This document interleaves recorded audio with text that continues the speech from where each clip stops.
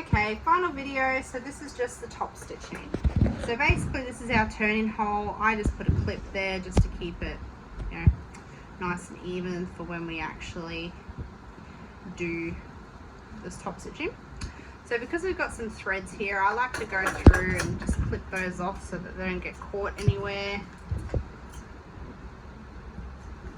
Now here we've got a bit of pulled thread, so I'm just gonna make that, even that up a bit.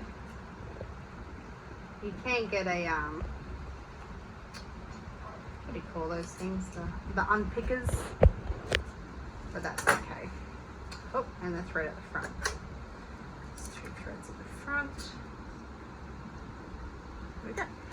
All right, so what I start on, so this is the casing, so I start either side, whatever floats your boat, obviously. I start on this side, so what's that? It's my right, but I guess if it's facing that way, it'd be the left, but yes, my right. So, top stitching,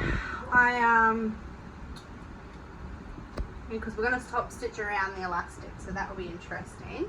So basically I move my needle as far left as possible, and I start with a locking stitch. If your machine doesn't have a locking stitch, a couple of back and forward, or, you know, a back and forth, that's fine. I think going by your picture, your machine does have one. So locking stitch, I hold the thread because it goes all bird nesty underneath if I don't. So I'm using this as my guide for top stitching. So I'm sure you top stitch, so you'll probably have a guide on your machine, but that's what I use as my guide. And I'm going a bit slower this time just because when I get to the elastics, I have to go a bit slow. So see how the white's poking out there? You don't want the white poking out. So you just kind of need to get your thumb and pull it towards the opposite direction, and that tucks it in. So they're not tucked in. Get your thumb and it tucks it away. It just makes it nice and neat. You know, you won't have any white bits coming out of your chop stitching. So there it's poking out. So again, I just get my finger and I'm just pulling the white section underneath so that it disappears. Okay, and I'm just laying that flat, and then I'm just going through again like this. Now I can feel that that's where my elastic is. Okay, so what I'm going to do now is I'm going to make sure that this is all nice and even. So there's no, it's not like this, now it's not like this, it is literally nice, flat, even and straight. Okay, so I go in diagonally, so I pivot a little bit, and then I go 1, 2, 3, 4, 5, 6. I put that in. I'm going to change my tension a bit. Okay, then. Now, this is the end of the elastic up here that I'm holding. What I'm going to do is pull it straight so it's nice and flat. Again, 3/8 of the inch is my guide. So I'm using this as my guide. Okay, now, basically, and again, this comes all practice. Like I hit the elastic so many times when I was learning. So basically I'm just going to use that as my guide. I don't want this peeking over like this, and nor do I want this being tucked under. I just want it nice and flat. Okay. So see how it's peeking up? I've got to pull that under, and I'm pulling from the back again. So just like when we were putting the elastic in, I'm pulling from the back of the nappy. Well, technically it's the front, but basically behind the sewing machine I'm pulling, and I'm pulling from this side too. So again, you can let go of the elastic. Always keep your needle down. So just have your needle as a down mode as a default, because your needle will always be down no matter what step you're doing. So holding from the back, holding from the front. So that's the end of the elastic, and so I'm just going to pivot. So see how that's basically encased it now. Don't worry, it will even out once we obviously straighten it all out. And then I like to pivot. Okay. Again, those white bits, just tuck them in. Right, so we're coming around to the wing. Now this is an incy little newborn nappy, so you know, obviously they're all the same though, like the same concept, it's just size. So tuck that white bit in.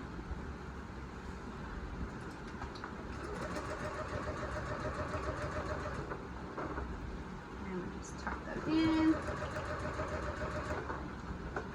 Alright, so I can feel that's the edge of my elastic. Again, going down, so it's a bit of like a diagonal dip. There's no set number of stitches, like you can count if that helps you. You just have to get past the elastic. So the goal is to stitch as close to the elastic without hitting the elastic, which I'm sure you're probably aware making, you know, swimwear and stuff. It's very similar, unless you thread it through, because then this would be very different. So basically I'm just making sure I'm lining that up, so I want it all nice and flat and even. Obviously you don't want to pull too hard because you don't want to break your needle. Needle wise, I use a 780, 711 I think. Let me check, but I use a Schmidt's brand because my machine don't like any other needles except Schmidt's. But I use a fine one, the finest I can go without breaking, and I use that in my overlocker as well because that seems to work. Okay, so again I'm pulling from the front and back, and I'm going as close to that elastic as I can get without actually hitting it. And that's the end, and then I'm pivoting diagonal.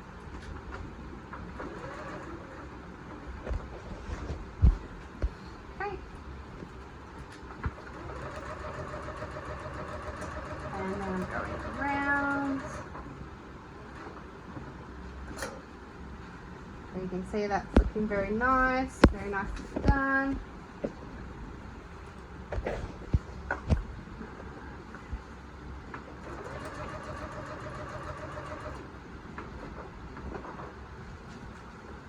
Right, pull that white bit in.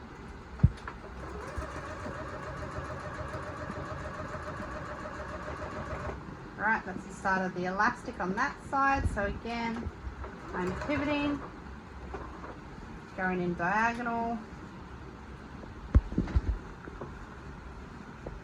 So 3/8 of an inch long is my marker. It might be different on yours. You'll, as I said, with those cuts I'm sending you, just practice, find your markers. So I don't really have exact things that I go off. And then again I'm pulling, and I'm pulling from the back and I'm stretching at the front. So basically that's the action I'm doing. I'm grabbing the elastic at the front, and I'm making sure that that white bit's not coming over, it's not, and the blue bit's not slipping under. It's all nice and even.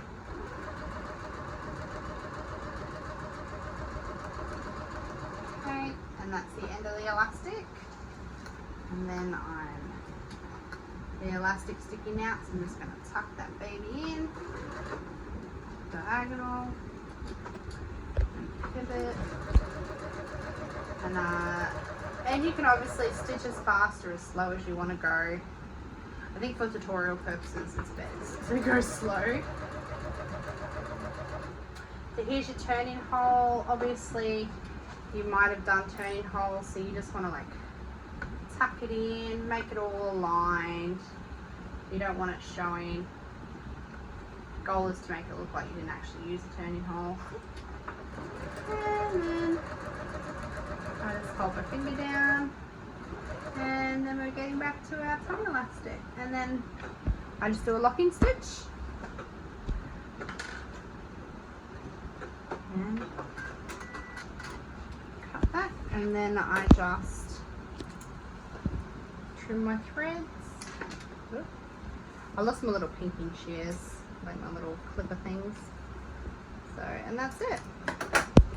And then you can see Obviously, starting off, you won't need to do wing snaps, so don't worry about that, but that's basically how you would send it back to me, and then I would do the wing snaps and the labeling.